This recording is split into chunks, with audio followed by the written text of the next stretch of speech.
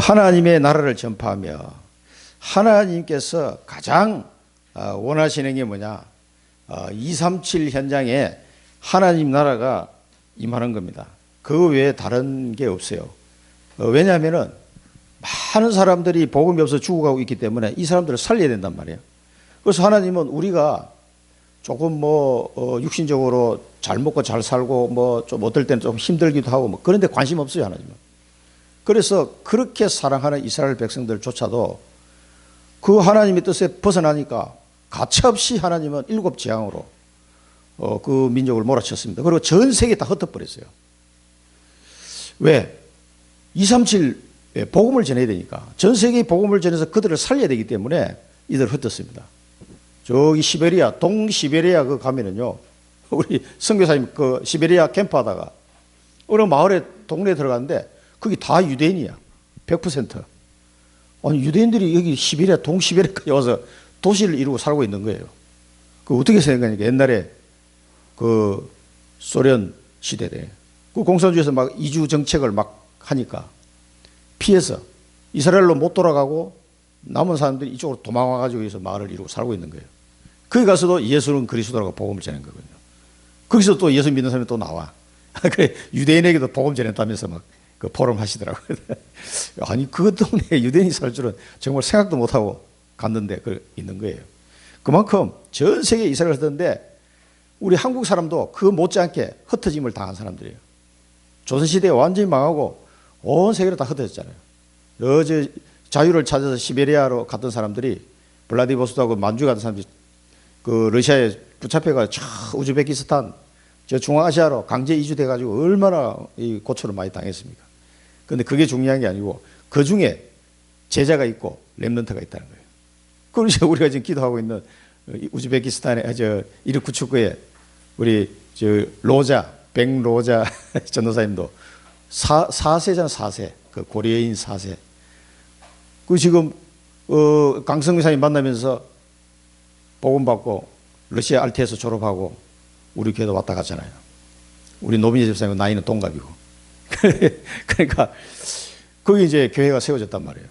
그러니까 우리가 이르쿠츠크 임마누엘 교회를 위해서 여러분 기도하셔야 됩니다. 그러니까 이 흩어진 한국 사람들 중에 오늘 이 흩어진 자 계속 나옵니다. 거기에 중요한 제자와 렘넌트들이 있다는 거예요. 그래서 하나님 흩어진 거예요. 그리고 하나님의 관심은 어디 있느냐 하는 거 이걸 잘 보셔야 됩니다. 그분은 우리의 생명의 주인이고 창조주예요. 우리가 거기다 대놓고 뭐라고 할 대상이 아니라니까. 무조건 그 말씀에는 순종하는 게 좋아요. 거기 사는 길이라니까. 아니, 그래서 이 바울은 뭐라고 그랬습니까? 아니, 토기가 그릇이, 질그릇이 토기장이한테 왜 나를 이렇게 만들었어? 라고 말할 수가 없다는 거예요. 토기장이 마음대로 그걸 만드는 거거든요. 토기장이가 나 이 그릇은 이렇게 써야지 하고 이렇게 만들고 여기는 또 이런 모양으로 만들어서 이렇게 써야지. 그 용도에 따라서 만드는 거 아니냐? 그럼 그릇이 야 토기장이 너 왜 나 이렇게 만들었어라고 말할 수가 없다는 거예요. 그건. 생명의 주인이라니까. 그걸 가만히 놓고 생각하면은 모든 답이 다 나와요. 그럼 도대체 이 하나님은 뭐를 원하신가? 하나님의 나라를 전파하며. 그래서 예수님이 감람산에서 하나님의 나라에 대해 40일 동안 마지막으로 제자들에게 이 하나님의 나라의 일에 대해서 말씀하고 미션을 주고 성천하셨거든요. 그러면 이게 뭐가 그렇게 중요하냐? 지금 보세요. 구미에 아이가 죽고 이런 사건도 보면은 도무지 정상적인 생각으로는 더 이해가 안 되는 일이 벌어지잖아요. 그런 일이 한두 가지 아니에요. 계속 일어나면 더 심해질 겁니다, 이게. 마지막에 갈수록. 그게 왜냐하면 영적으로 사람들이 온전하지 못하기 때문에 그래요. 그래서 하나님을 만나지 않으면 그 상태가 회복이 안 됩니다, 절대로. 그래서 오늘 이 사도행전을 통해 우리가 이제 다 마무리했는데요. 마가다락방 교회에 있었죠. 그 다음에 세계 선교를 했던 안디옥 교회가 있었고, 그 다음에 마지막으로 하나님이 오늘 이 본문에 나온 것처럼 로마 교회. 그래서 크게 보면 새 교회를 하나님 준비시켜 놓으시고 바울을 통해서 이 유럽 복음을 할 수 있도록 모든 준비를 다 해놓은 장면이 여기까지 나온 거예요.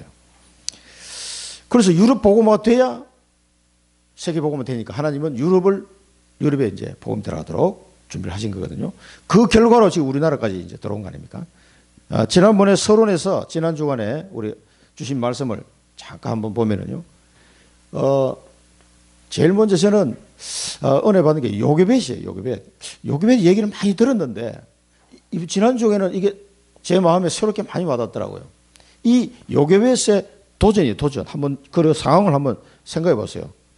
그 아이가 요즘 뭐 영아 살해 뭐 이런 게 하도 많으니까 그 당시에 막 법적으로 막 죽였잖아요. 이스라엘 백성을. 그런 상태에서 이 요괴벳이 제가 볼 때는 완전 영적 군사였어요. 여러분 영적 군사가 군사적으로 이 전쟁이 터지면 어떻게 됩니까? 처참하잖아요. 이 영적 군사는요. 이 마음 상태가 다르다니까요. 이 요괴벳이 영적 군사로 쓰임을 받은 거예요. 이 사람이. 그래 요괴벳이 도전한 겁니다. 한번 보세요. 결혼부터 시작해가지고 결혼할 때도 레위 남자와 레위 여자가 만났다. 이 한마디에 굉장히 많은 것이 들어있지 않습니까? 완전 그 시대에 하나님이 뭘 원하는지는 그 언약을 딱 잡아버린 거예요. 그 언약을 잡고 결혼한 거예요. 그러니까 이 요괴벳에게 하나님이 렘넌트를 줄 수밖에 없어요.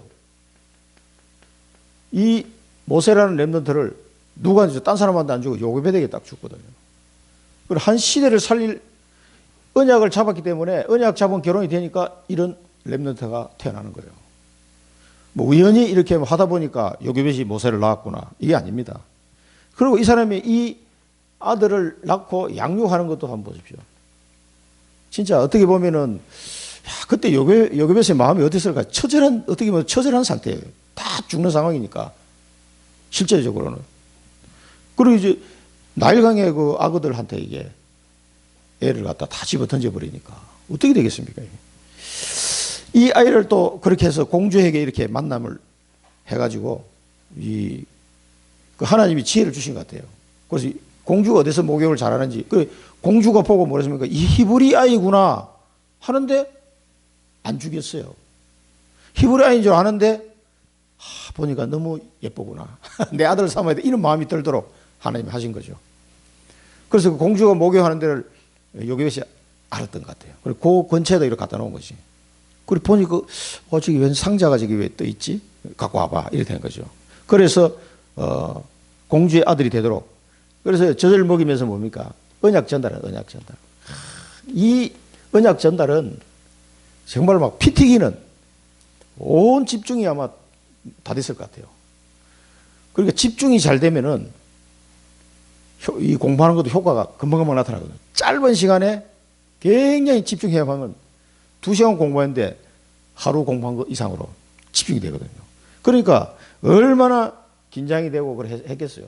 집중해서 이 아이에게 언약을 전달했단 말이에요. 그 증거가 모세를 통해서 모세 오경이 기록된 걸 보면은 얼마나 전달이 됐는지, 물론 그때 성령께서 역사하셨겠지만 그 엄마의 마음으로 초집중해서 그 아들한테 언약이 전달되었을 거라면, 큰아들도 있는데 이 아이에게 하나님의 계획이 이 아이에게 있다는 걸 이 사람은 발견한 거란 말이에요.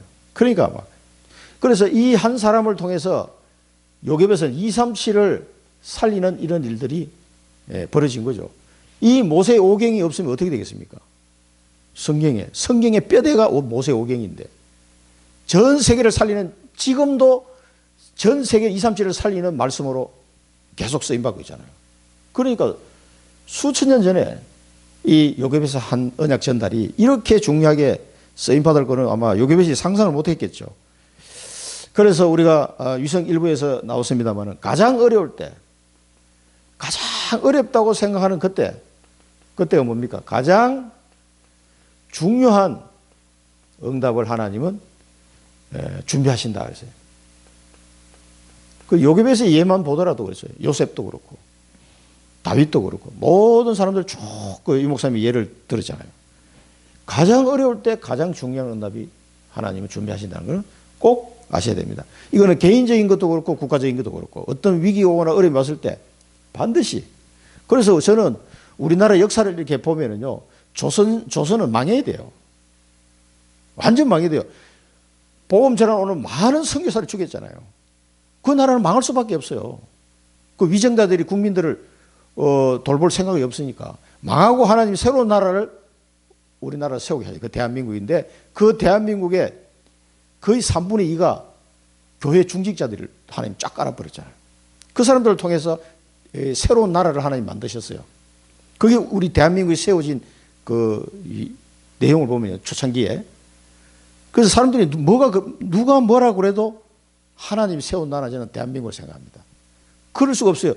이승만 대통령이 국회에서 예배를 드렸으니까, 장관들 말고 예배를 드렸으니까 말 다 했죠.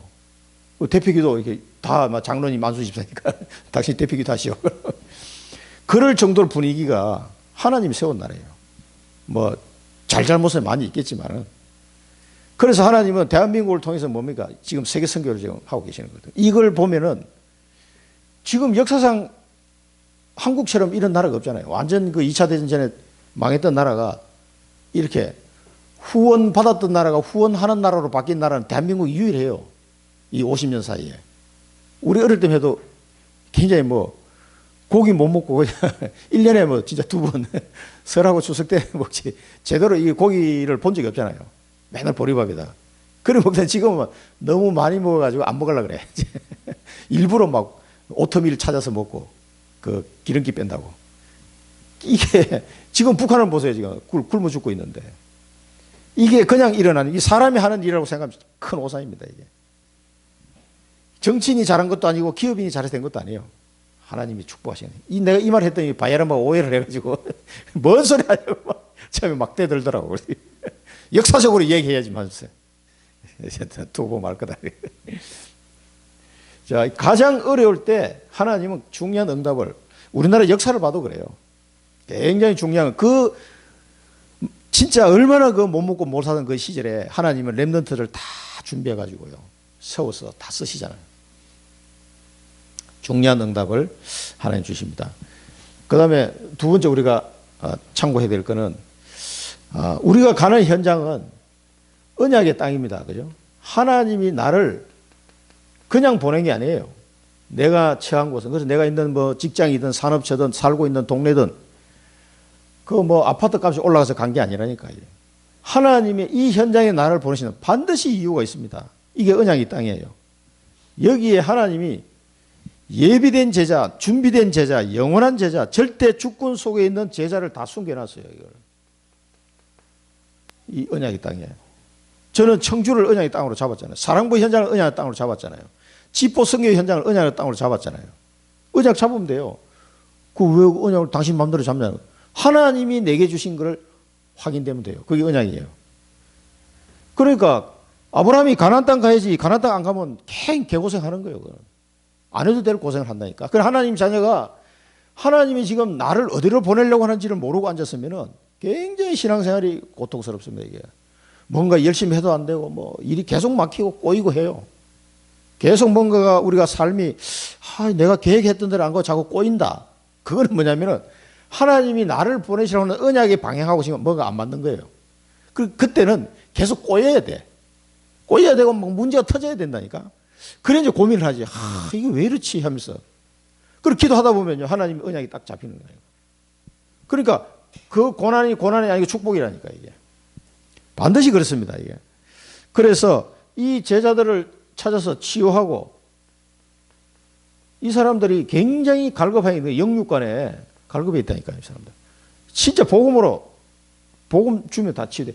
하나님이 당신을 사랑하고 하나님은 당신과 함께 하기를 원하고 하나님은 당신을 통해서 하나님의 그 뜻을 이루려고 한다. 이 사실이 딱 깨달아지면 치유 다 됩니다. 진짜입니다. 그거 발견되는데 치유 안 되는 사람이 없다니까. 사람들이 지금은요, 그렇게 이제 못 먹어가지고 영양실조 걸려가지고 죽는 사람은 그럴 사람 있는 건 확실하지는 않는데 거의 없어요. 우리 어릴 때하고는 달라요, 지금은. 뭐가 문제입니까? 정신적으로 자꾸 문제가 오는 거예요, 정신적으로. 상대적인 박탈감. 요즘 벼락거지. 야, 저기는 아파트가 20억 됐대. 우리 집은 하나도 안 올랐는데. 야, 나도 이제 짜증나더라고. 지금 뭐야, 지금. 그런데 상대적 박탈감, 뭐 벼락거지가 있어. 벼락 부자는 있어도. 그 상대적으로 내가 박탈감 느낀 거든. 옛날에는 자가용 한 대 있으면 동네에 자가용 있는 집이 거의 한 집 있을 걸 말까요. TV도 없어가지고 옛날에는 그 동네 꼬마들 우르르 몰려가가지고 옛날에 기밀, 막 박치기 왕, 프로레슬링 나오면 온 동네 꼬마들 거기 다 몰려요. 저도 그랬어요. 쫓아가가지고 그 집에 동네 텔레비 하나 있는 거야, 하나. 19인치 흑백 텔레비. 그게 막 다 모여가지고, 온 동네 꼬마들 다 모여서 그거 봤다니까요. 그거 보면서도 그렇게 행복했어요. 즐겁고. 지금은 뭡니까? 음원 때만 물질을 풍부하게 다 있어도요, 그 박탈감 때문에, 상대적인 박탈감 때문에 굉장히 힘들어해요, 이상하게. 그때도 살았는데, 그렇게 생각하면 지금 못 살 이유가 하나도 없는데도 막 힘들어하고 뭐 없다 그러고 막 그래요. 뭐 없기는. 예전에 초가집에, 제가 어릴 때부터 초가집에 살았다니까?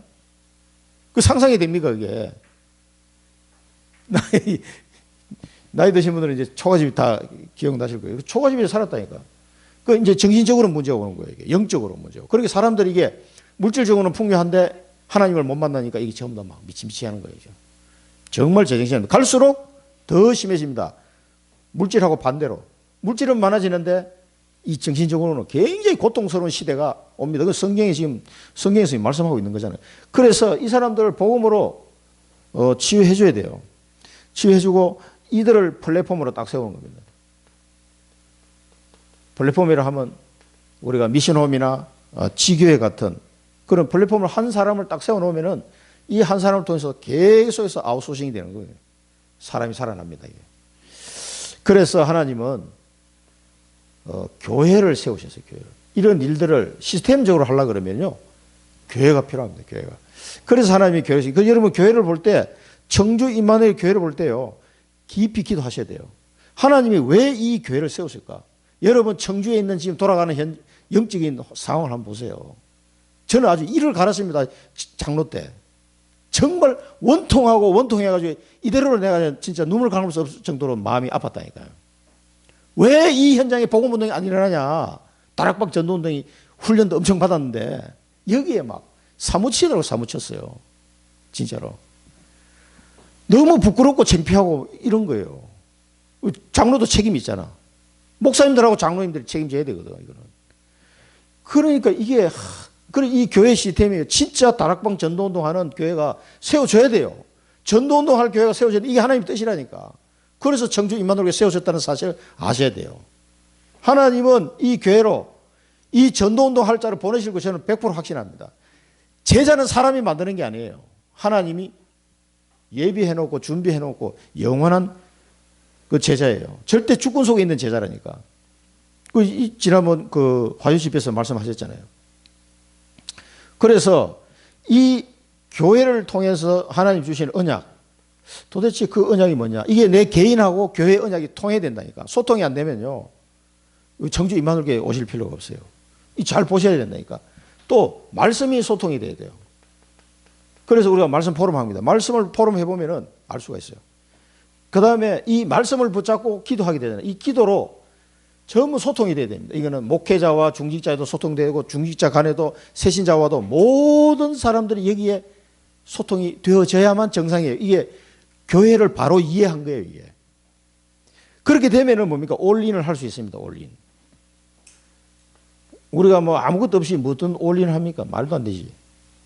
이렇게 소통이 될 때 올인이 되고, 올인이 되면은 올아웃이 되게 돼 있어요. 올아웃은 뭐 우리가 문자적으로 해석하면 최선을 다하다 뭐 그런 뜻이잖아요. 거기에 올라오해 나갈 수밖에 없어요. 성령께서 나로 하여금 그렇게 가도록 만드실 겁니다. 이게. 그게 올아웃이에요. 내 힘으로 하는 것도 아니에요, 사실이. 하나님이 내게 힘을 주사 그걸 하게 하신 거예요. 아니 바울이 무슨 힘이 있어서 이렇게 로마까지 가겠습니까?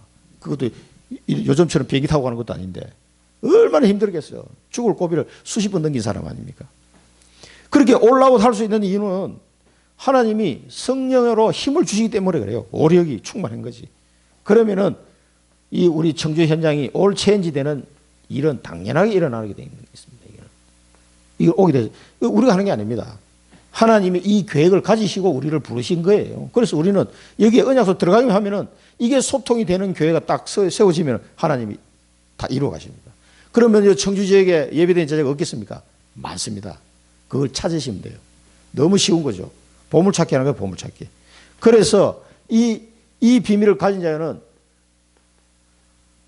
자기 업에 대해서도 주업과 부업이 달라지는 거죠. 기도도 달라지는 거예요. 전에는 이거 내놔라 저거 내놔라 기도했는데 언약 기도를 딱 하게 되는 거죠. 그 다음에 시선도 달라지는 거예요. 막 물질 이런 거 좋아했는데 영적 축복 이게 딱 눈에 보이기 시작한 거예요. 그래서 이 세상 거는 다 배설물로 보이는 거예요. 그 고백했던 바울의 말이 이해가 돼요. 아, 배설물이구나. 이게 이해가 됐네. 영원한 것과 썩어 없어질 것을 비교해 보세요. 그게 비교가 됩니까? 그러니 시선이 딱 달라지는 거예요. 내 생각도 달라져요. 뭐 이렇게 문제가 오면은 금방 답을 딱 찾아내. 문제가 아니야. 위기가 왔다. 위기는 곧 기회다. 바로 도전해. 이런 이 생각의 프레임이 완전히 바뀌는 사람 돼버린 거예요. 이게 바뀐다니까. 이렇게 되면은. 그 다음에 마음도 바뀌어요. 뭐가 아무것도 없는데도 감사해. 나쁜 일 온 것 같은데도 감사. 좋아도 감사. 그러니까 사단이 막 무릎 꿇어버린 거예요. 이게 25 응답이에요. 이게 all in, all out, all change 24라면은요. 이게 25 응답이에요. 이게. 그러면은 어떻게 되면 영원한 응답이 따라오게 되면 이 사람을 통해서 렘넌트가 일어나게 됐습니다. 이 사람들에게 렘넌트를 붙이고요. 237 제자를 붙이게 됐습니다. 5천 종족을 살리는 이 일로 딱 연결시켜요. 내 삶이 여기 이쪽으로 연결이 딱 돼버려요. 이상하게. 이게 영원한 응답이에요. 영원한 응답. 그래서 우리 새 교회를 이 축복 속에 들어갔던 새 교회를 사도행전에서 우리가 좀 보면서 좀 언약을 잡아야 되겠습니다. 우리 청주 임마누엘 교회를 생각하면서 마가다락방 교회, 하나님이 마가다락방 교회에서 어떻게 하셨나? 두 번째는 선교에 쓰임받은 안디옥 교회, 그 다음에 세계복음화를 위해 쓰임받은 로마 교회,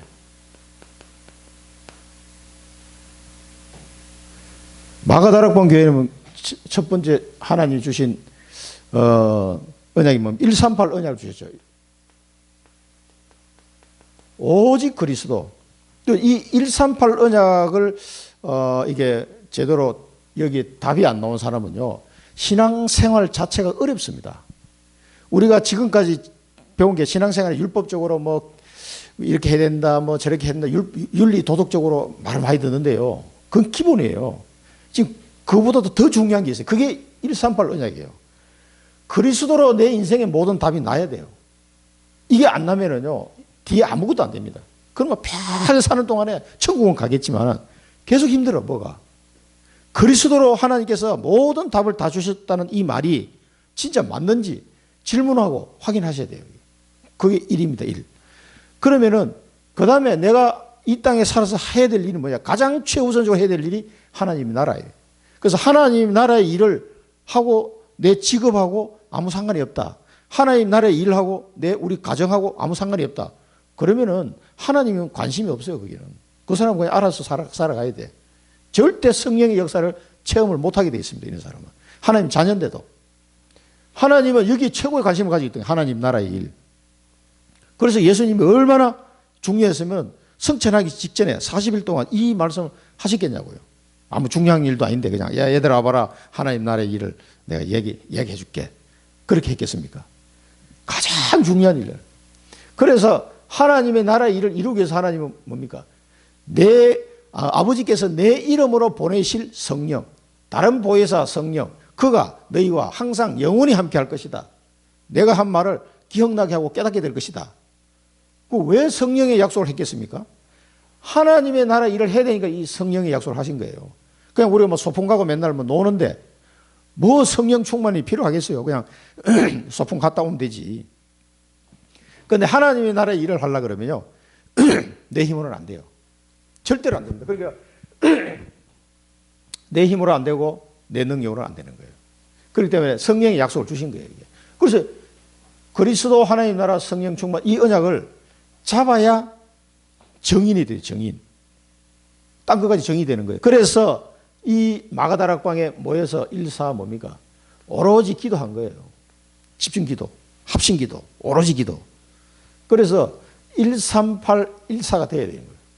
그래서 이 언약을 붙잡고 뭔가가 내 나름대로 기도 제목이 나오고 이 138 언약 속에서 내게 주신 언약이 나오고 뭔가 기도 제목이 나와져야 정상적인 이 크리스찬이다 이렇게 보시면 돼요. 이게 안 되는 사람은요, 맨날 딴 기도 해야 됩니다. 우리 남편 사업 잘 되게 해달라고 그런 기도, 우리 아들 대학에 막 합격시켜달라는 그런 기도밖에 할 게 없어요. 그 불교 신자도 합니다, 그거는.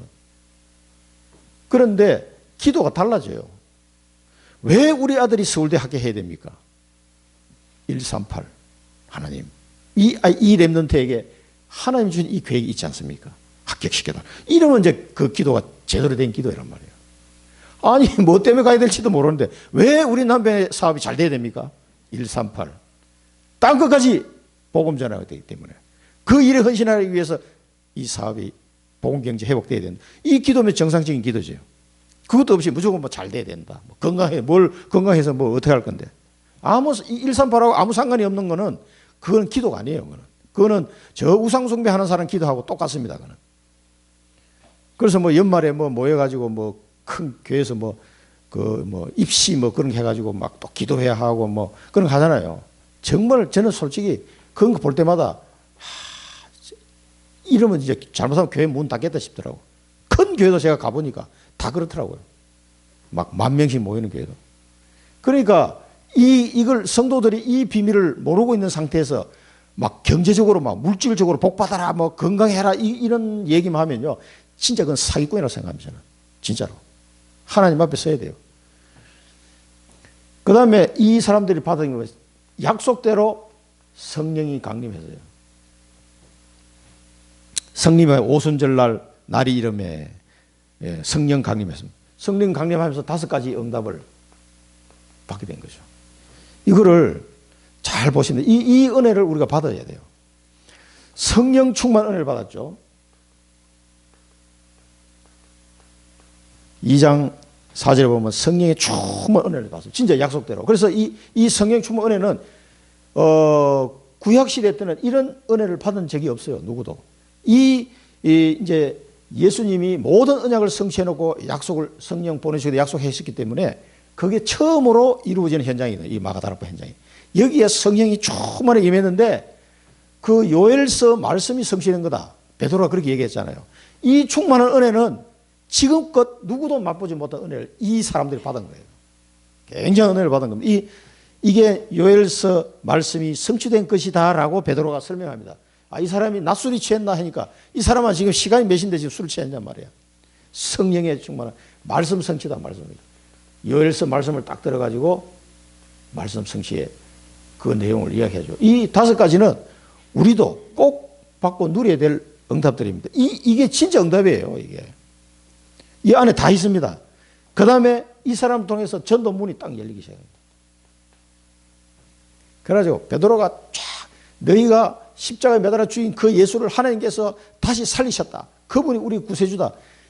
그분이 누구다? 예수다. 쫙 설명해 들어갑니다. 복음 전합니다. 이게 전도문이 그렇게 무서워서 베드로가 도망갔던 사람이잖아요. 그 계집종이 얘기하면 무서워가지고 아유 나 아니야 막 나중에는 막 저주하면서 막 아니라고 그러면서 도망갔다니까. 나는 예수 모르는 사람이다면서. 그렇게 도망갔던 사람이 성령의 충만 은혜를 받으니까 막 그 예루살렘에서 복음을 전파했어요. 15개 나라 사람들 와서 15개 나라 방언으로 이 복음을 듣게 됐단 말이에요. 이게 뭡니까? 정인으로. 완전 정인으로 딱 써버린 거죠. 그래서 예수님이 마태복음 16장에서는 지금은 그리스도를 말하지 말라 그랬어요. 내가 그리스도는 너 얘기하지 마. 왜? 아직 때가 안 됐기 때문에. 이때를 기다린 거죠. 이 성령 충만 은혜를 받을 때까지 기다리라는 겁니다. 예수님이 그렇게 하지 말라는 거예요.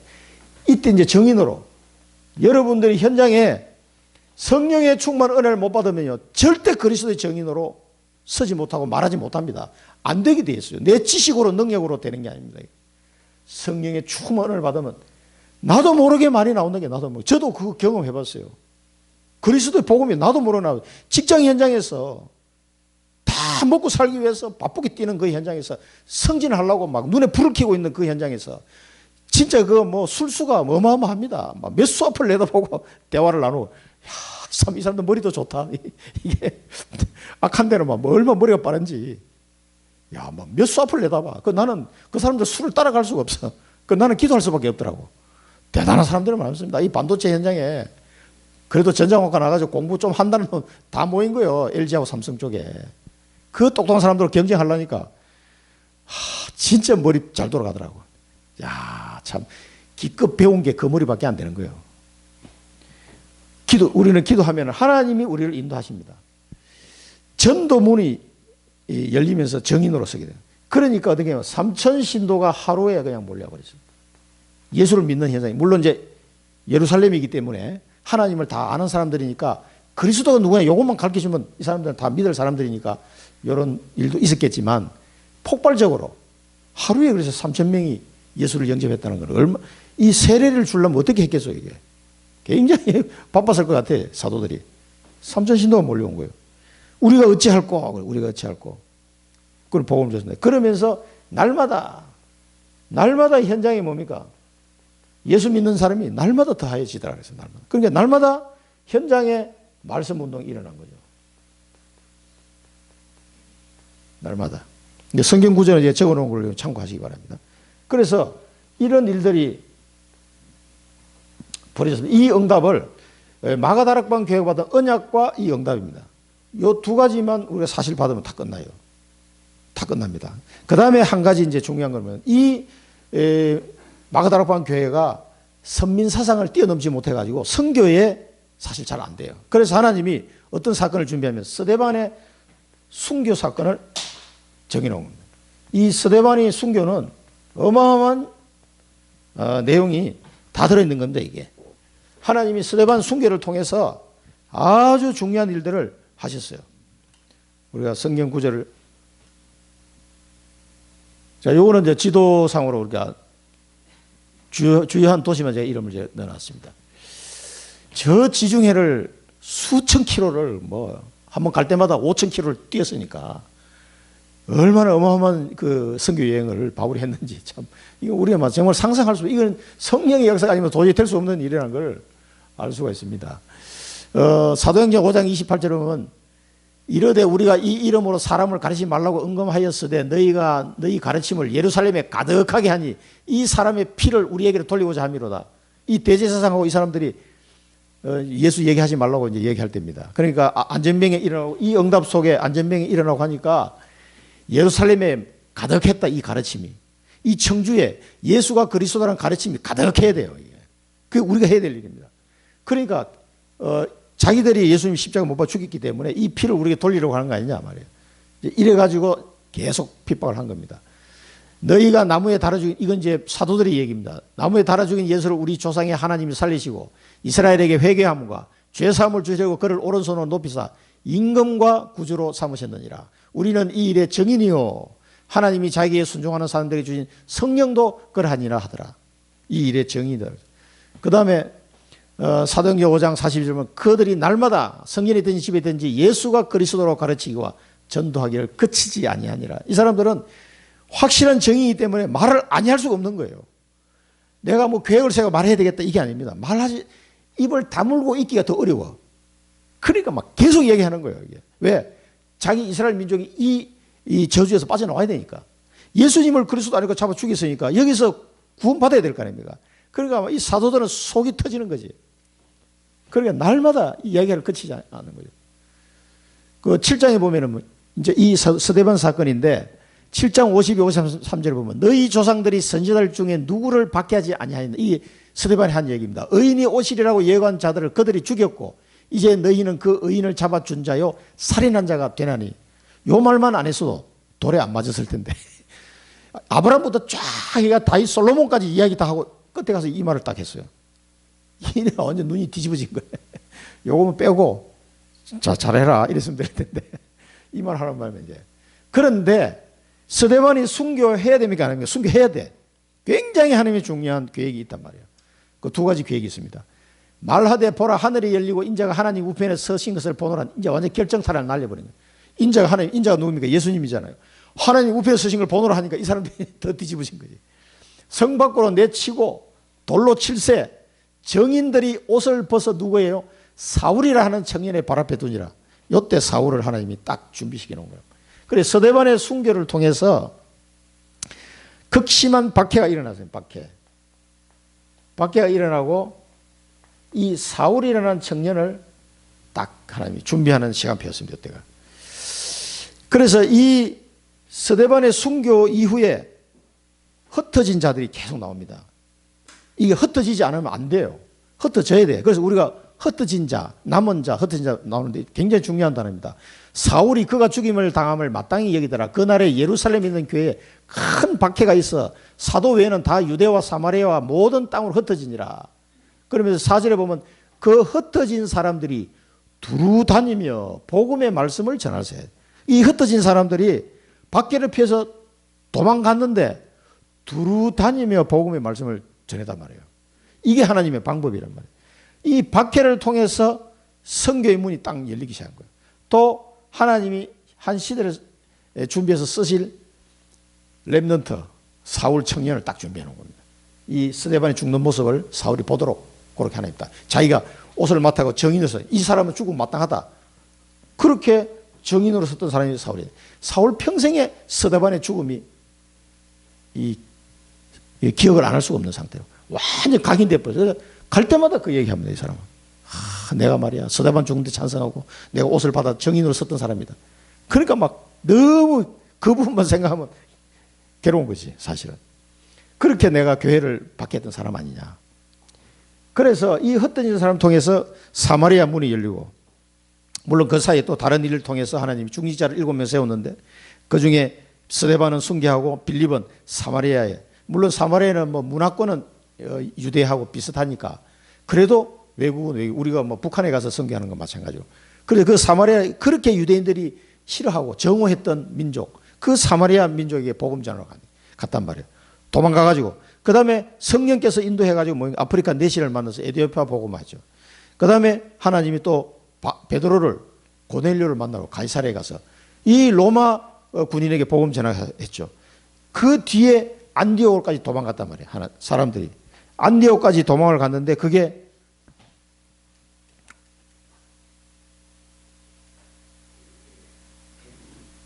안디옥이 얼마입니까? 이게 예루살렘에서 다메섹 중간에 있죠. 저 위에 안디옥이잖아요. 굉장히 우리 부산서 저기 뭐 신의주 지나서 저기 뭐 중국 심양까지 뭐 갔다 이렇게 보시면 돼요. 멀리 가가지고 저 안디옥에 이 흩어진 사람 저기까지 도망갔어. 가다 보니까 도망가가지고 뭐 했습니까? 복음을 전했단 말이에요. 사람들이.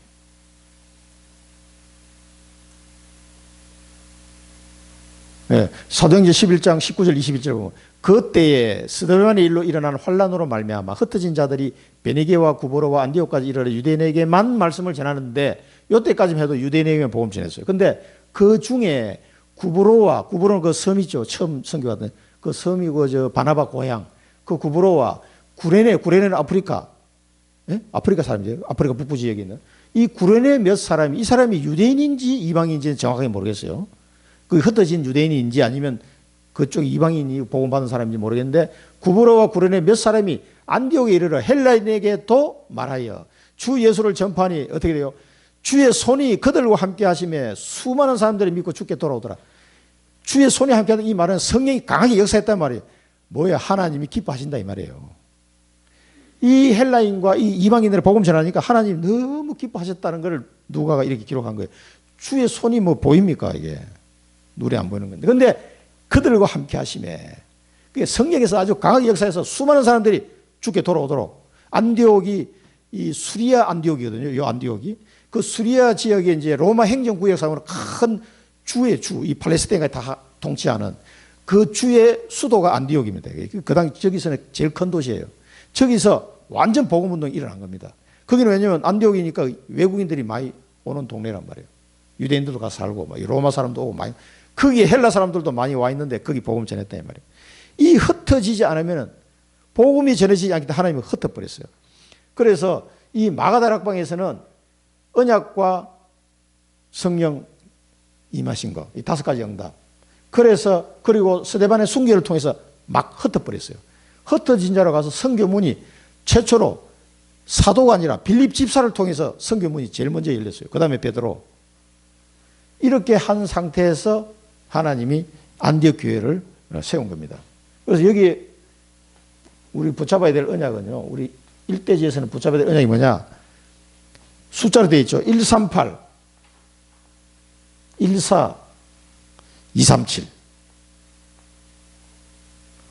누가 뭐 그 집에 비밀번호를 이렇게 해놨대. 138-237 해놨더라고. 우리 대학 미션홈에 비밀번호가 138-237. 우리는 잘 외우겠어. 딴 사람 모르겠지만. 138-14237. 그 다음에 뭡니까? 이걸 붙잡고 24기도, 24, 그럼 25 응답, 영혼의 응답. 옵니다. 이 원리는 이 마가다락방 교회만 주신 게 아니고 우리에게 다 주신 거기 때문에 여러분 꼭 붙잡아주셔야 되겠습니다. 안디옥 교회는 뭡니까? 안디옥 교회는 처음에 이제 사울이 다메섹 도상에서 죽게로 돌아오게 되죠. 그리고 이 회심한 바울에게 우리가 그 9장 15절 16절 보면 주께서 이르시되 가라 이 사람은 내 이름을 이방인과 임금들과 이스라엘 자손들에게 전하기 위하여 택한 나의 그릇이라 그가 내 이름을 위하여 얼마나 고난을 받아야 할 것을 내가 그에게 보이리라 하시니.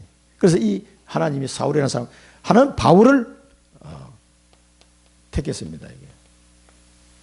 자, 이 사울이라는 말은 이제 히브리식 이름이고 바울은 이제 헬라식 표현으로 바울이 되는 거죠. 이 사람을 불러가지고 하나님 택했는데 누구를 만납니까? 바나바가 안디옥 교회에 이제 담임 목사였는데 이 사울을 불러서 부목사를 부른 거죠. 바나바가 사울을 알아보고 요 사울이 회심하고 바나바 만날 때까지 몇 년 걸려요? 14년 걸려요. 14년. 야, 14년 동안 하나님께 이 훈련시켜가지고 부목사로 가게 만들었습니다. 그래서 바나바 만나가지고 여기서 뭡니까? 제자 사이가 이때 제자라는 단어가 나옵니다. 제대로 된 제자 사역이 이때부터 시작된 거예요. 이 앞에는 보면은 제자라는 단어가 안 나오고 신도 이렇게 나옵니다. 이 제자 사역이 제대로 나오면서 뭡니까? 비로소 그리스도인이라 칭함을 받았다 그랬어요. 그리스도인. 그래서 본격적인 제자 사역은 사실은 바울이 시작한 거예요. 그러니까 바울이 워낙 똑똑한 거 아니까 약 14년에 이때도 바울은 인정했죠. 초창기도. 그러나 내비뒀다가 안디옥 교회가 딱 열리니까 바나바가 성령 인도를 잘 받은 거예요. 그걸 바울을 데려다가 이제 강단을 세우고 이 사람 옛날에 밖에 했던 사람이지만 그렇지 않다. 회심하고 이런 언약을 잡은 사람이다. 이렇게 해서 세운 거예요. 그리고 안디옥에는 외국인들이 많으니까 바울이 사역을 잘 했던 것 같습니다. 그래서 11장 25, 26절 보면 바나바가 사울을 찾아 다소에 가며 만나며 안디옥에 데려와 둘이 교회 1년간 모여서 큰 무리를 가르쳤고 제자들이 안디옥에서 비로소 그리스도의 일컬음을 받게 되었더라 그랬습니다. 그리고 이 바울과 바나바의 팀을 통해서 아시아 선교가 시작된 거죠. 여기서 아시아라고 표현했습니다만 사실은 아시아, 갈라디아, 뭐 골로새 여러 개 지역이 나눠져 있는 겁니다.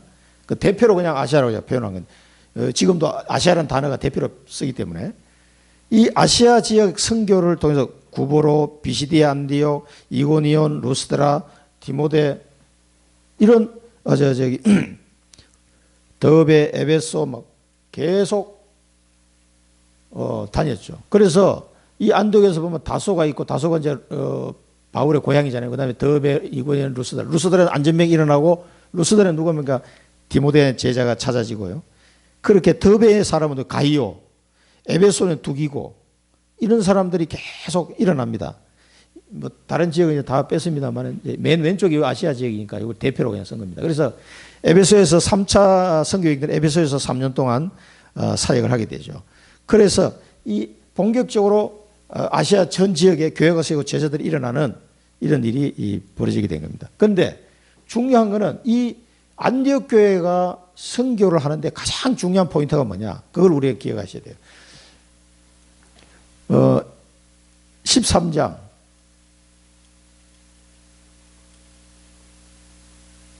네. 사도행전 13장 2절 3절 보면 주를 섬겨 금식할 때 뭡니까? 성령이 이르시되 내가 불러 시키는 일을 위하여 바나바와 사울을 따로 세우라 하시니 이에 금식하며 기도하고 두 사람에게 안수하여 선교사를 파송했습니다. 그러면은 성령이 이르시되 누가 기록할 때 성령이 이르시되 그러면 성령이 누구한테 얘기했습니까? 뭐 어떻게 했겠어요? 성령 누가 봐도 저게 성령이 인도다는 걸 다 공감한 거예요. 교회 사람들이 금식하면 기도할 때 성령의 은혜로 이거는 하나님 뜻이다 이렇게 인정이 된 거란 말이에요. 성령이 이르시되 너무나 확실하게 그래서 이 두 사람을 안수하고 선교사를 파송한 거란 말이에요. 이게 답입니다. 모든 선교의 문을 성령이 하시는 것을 우리가 봐야 돼요. 이 말이 뭔 말인지 못 알아들으면요, 대화가 안 되죠. 13장 48절에 보면 이방인들이 듣고 기뻐하여 하나님의 말씀을 찬송하며 영생을 주시기로 작정된 자는 다 믿더라. 하나님이 이렇게 다 준비를 해놓는단 말이에요. 그 준비해놓은 데를 바울이 그걸 알고 간 게 아니란 말이에요. 성령이 기도하면서 인도받아 가는데 가보니까 이렇게 사람이 준비되어 있는 거예요. 우리 청주도 마찬가지입니다. 준비된 자 찾아서 복음 전하면 돼요. 어떤 사람 복음을 던져보면 절대 안 받는 사람이 있어요. 튕기 나오는 사람. 그 사람 일단 내비둬요. 시간표가 아니야, 그 사람은. 안 돼, 너 복음 받아야 돼. 막 그래 싸워. 그럴 필요 없습니다. 그건 일단 통과해야 됩니다. 16장 1절에 보면 이제 그 디모데 발견했을 때 티시케 아닙니까, 디모데가. 그리고 엄마는 믿는 유대 제자니까 예수 믿는 이제 유대인이고, 아빠는 이름도 안 나오고 뭐 아무것도 안 나오는 거 봐서는 헬라인인데 예수 안 믿는 것 같은데 보니까. 그런데 거기서 디모데라는 렘넌트를 딱 찾아낸 거죠. 루스드라에서. 그래서 루스드라에서 돌 맞고 쓰러졌는데도 바로 성 안에 들어간 게 누구를 만나러 갔겠어요? 디모데 만나러 간 거예요, 디모데. 20장 4절에 보면 7명의 사람이 나옵니다. 아시아까지 함께가는 3차 여행 끝나고 갈 때 베레아 사람 부로의 아들 소바드, 데살로니가 사람 아리스다고, 세군도, 더베 사람 가이오 및 디모데와 아시아 사람 두기오와 드로비모라. 자, 사도행전 16장 9절 10절에 보면요, 이제 마게도냐로 가기 직전에 밤에 환상이 바울에게 보이니 마게도냐 사람 하나가 없어서 그에게 청하여 이르되 마게도냐로 건너와서 우리를 도우라 하거늘, 바울이 그 환상을 보았을 때 우리가 곧 마게도냐에 떠나기를 힘쓰니 이는 하나님이 저 사람들에게 복음을 전하라고 우리를 부르신 줄로 인정함이라. 하나님 뜻이 저기 있다는 걸 이제 발견한 거죠. 아, 마게도냐로 갈 시간표다. 그래서 마게도냐를 배 타고 가는, 한 번도 가보지 못한 그 현장으로 들어갑니다. 누구를 만날지도 몰라요. 갔는데 강가에서 루디아를 만나게 된 거예요. 이게 하나님의 방법입니다. 이거를 우리가 잘 기억하셔야 돼요. 그다음 세 번째는 이제 저렇게 해서 마게도냐 지역에 선교가 이루어집니다. 이 마게도냐가 뭡니까? 지금 그 헬라의 그 마게도냐 지방과 아가야 지방 이렇게 나오는데, 그건 이제 로마 사람들이 그렇게 행정구역을 만든 거예요. 이 마게도냐와 아가야 지방이 뭡니까? 그리스 아닙니까? 헬라. 온 백인들의 모든 문화와 정치 사상의 완전 중심이 철학 도시. 정말 오랫동안 어마어마한 그런 사상들이 깊이 뿌리져 내려 있는 동네, 그 핵심 동네가 마게도냐 아닙니까? 거기에 이제 복음을 들고 들어가는. 그게 아마 바울도 굉장히 떨렸을 것 같아. 야, 이 지독한 동네에 이제 한 번도 복음이 전해지지 않는데 여기 이제 들어가는 거예요. 이 축복을 빌립보 갈 때 루디아, 데살로니가 가니까 야손 아리스다고, 베레아의 소바드, 아덴의 디오누시오, 고린도 가니까 브리스가 아굴라 있었죠. 디도 유소도, 회당장 그리스보 소소데네 다 있었습니다. 그러니까 여기도 보면은 18장 9절 10절에 보면은 밤에 주께서 환상 가운데 바울에게 말씀하시되 두려워하지 말며 침묵하지 말고 말하라. 내가 너와 함께 있으며 어떤 사람도 너를 대적하여 해롭게 할 자가 없을 것이니 이는 이 성중에 내 백성이 많음이라 하더라. 하나님이 모든 걸 다 준비해놓고 뭘 준비할까? 제자와 이 믿을 자, 하나님의 백성 다 준비된 거예요. 그래서 들어가게 한 겁니다. 우리 여기서 붙잡아야 될 미션은, 그러니까 오직 성령입니다. 오직 성령. 전도를 포함해서 이 선교는 오직 성령 인도를 받아요. 오직 성령의 충만 인도 역사를 따라 가면은 뭐니까 예비된 제자가 있대요. 예비된 제자. 이 사람을 찾는 거예요. 선교는 지금 이 사람을 찾아서 세우는 것이 선교다. 그래서 이 안디옥 교회에 했는 걸 보면은 성령의 인도를 받아야 되는 거구나. 이게 우리 다락방 전도 전략이에요. 성령 인도 받는 거. 이 비밀을, 이게 뭔 말인지 못 알아들으면요, 절대 전도 선교 할 수 없습니다. 이거 이 카메라가 이쪽으로 좀 당겨야 될 것 같은데. 예. 그걸 우리가 꼭 기억하시고요. 이 부분을 잘 이렇게 우리 현장에서 전도할 때 이걸 써먹어야 됩니다. 이 길이 아니면 될 수가 없어요. 이제 바울의 로마 교회는 하나님이 바울에게 주신 천명이에요. 사도행전 19장 21절 로마도 보아야 하리라. 3차 선교여행 끝날 무렵에 그 로마서 기록해서 보내고 로마도 보아야 하리라. 그래서 에베소에서 그런 막 핍박이 일어날 때 3년 동안 사역하고 끝날 때 한 얘기입니다. 로마도 보아야 하리라. 그 이 사람은 고린도에서 로마서서 보내고 이제 오게 되죠. 그 다음에 23장 1절, 11절에 보니까 예루살렘에서 막 유대인들이 이제 예루살렘에 갔는데 막 난리를 치니까 그때 주의 사자가 그날 밤에 주의 사자가 바울에게 나타나. 바울아, 두려워하지 말라. 예루살렘에서 나를 증언한 같이 로마에서도 증언해야 될 것이다. 그 27장 24절에도 풍랑만난 배 속에서 바울아, 두려워하지 말라. 네가 가이사 앞에 서야 하겠고. 이 바울의 천명을 로마로 주셨습니다. 그래서 로마까지 가야 되는 거죠. 그 다음에 이 로마를 두고 하나님이 누구를 만나게? 브리스가 아굴라 부부를 만나게 했어요. 그러니까 전 유대인은 로마에서 떠나라 이래가지고 자기가 로마에서 사업하고 있는데 그 환경이 다 로마인데 쫓겨나게 됐어요. 브리스가 아굴라. 그러니까 어쩔 수 없이 고린도 왔는데 오자마자 누구를 바울을 딱 만나요. 이게 짜고 하는 것 같단 말이에요. 이게. 그러니까 이 브리스가 부부 만나니까 브리스가 부부가 사도행전 2장 10절에 나오는데 로마에서 온 나그네 이 마가다락방에서 받은 이 언약을 잡은 사람들이란 말이에요. 그러니까 바울을 통해서 복음을 깊이 있게 이제 양육을 받게 되죠. 1년 반 동안 이 바울을 통해서 양육을 받으면서 이 사람이 하나님이 세운 선교사인 걸 알고 그리고 에베소까지 따라갔다가 나중에 바울은 예루살렘에 돌아가고 브리스가 부부는 뭔가 로마로 다시 돌아가죠. 그래서 로마 교회 준비를 하게 됩니다. 이 사람들이. 물론 이제 그 다른 사람들은 많이 있었죠. 로마서 16장에 나오는 16장 1절 20절 인물들하고 같이 이 로마 교회를 하나님이 준비하게 하십니다. 그래서 이 로마 교회를 하나님이 준비한 목적은 뭡니까? 이 로마 교회를 통해서 유럽 선교가 발판입니다. 이게. 그래서 로마가 유럽을 정복하면서 길을 다 닦아놨어요.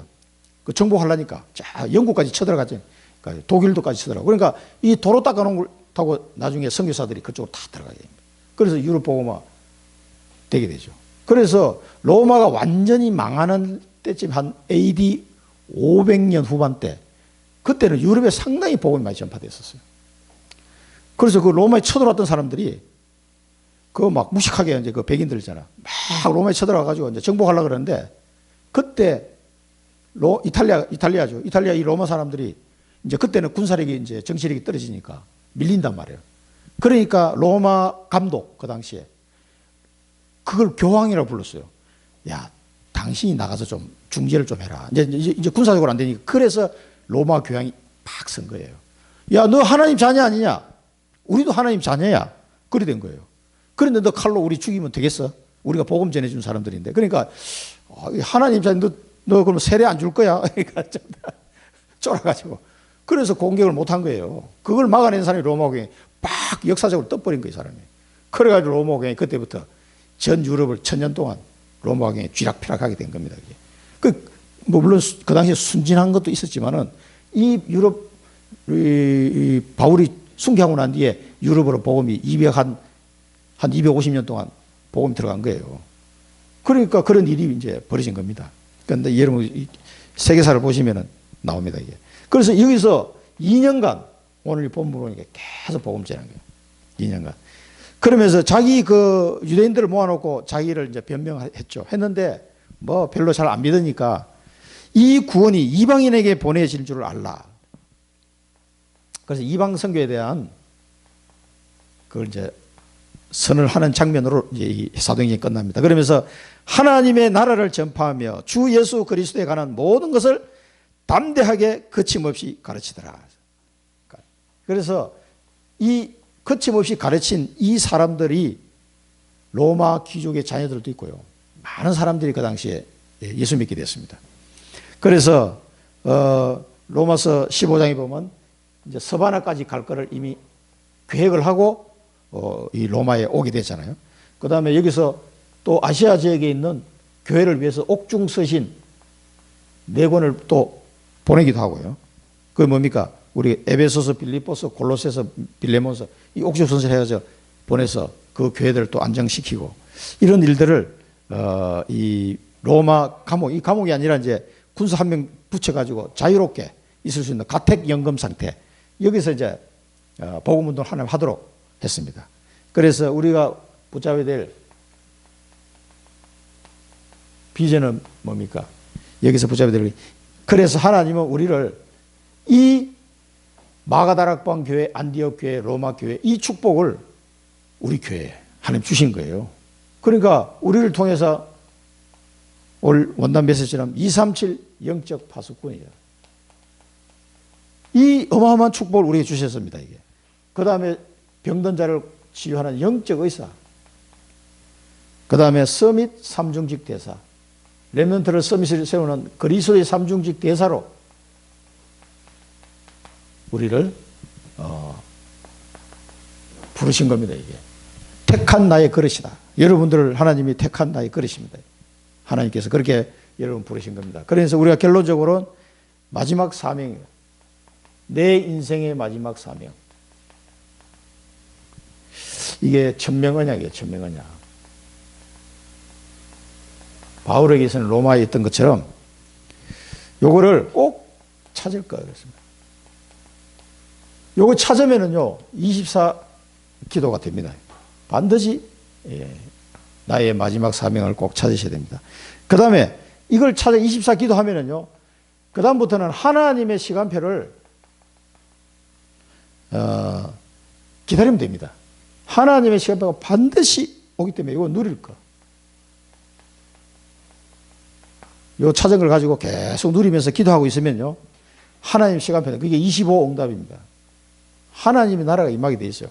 하나님 시간표가 반드시 오게 되어 있습니다. 마지막으로 뭡니까? 그러면은 나의 모든 과거 문제, 뭐 이런 문제 저런 문제인데 모든 과거 문제는 미래 응답이에요. 미래 응답. 이게 다 응답의 발판이라는 사실을 확신해라 그랬습니다. 확신할 것. 이런 일 저런 일 나의 모든 과거 문제는 미래 응답이라는 사실을 확신할 것. 그러면 이게 뭡니까? 영혼의 응답이 이 속에 들어 있습니다. 여러분 문제처럼 생각했는데 그게 문제가 아니라니까요. 그게 영혼의 응답이 숨어 있는 여러분 과거입니다. 그게 잘 생각해 보시라니까요. 다 있습니다. 이게 그걸 이거 찾으시고 하나님의 나라를 전파하는 축복을 누리시기 바랍니다. 기도하겠습니다. 살아계신 하나님 아버지, 오늘로 또 사도행전을 마치게 하시니 은혜를 감사합니다. 마가다락방 교회에 주셨던 그 언약을 붙잡게 하시고 그들이 체험했던 성령의 역사를 체험하게 하여 주옵시고 안디옥 교회가 누렸던 오직 성령의 인도를 받는 전도와 선교의 축복을 누리는 우리 교회 되게 하여 주옵소서. 하나님께서 언약을 하나님 바울에게 주셔서 로마 교회를 세우게 하시고 그것을 통하여 유럽 선교와 세계 복음화를 이루어 가셨던 것처럼 저희들에게 주신 천명언약 청주복음화 사랑부 선교를 통해 세계 복음화의 축복을 누리는 교회가 될 수 있도록 인도하여 주옵소서. 예수 그리스도 이름으로 감사하며 기도드립니다. 아멘.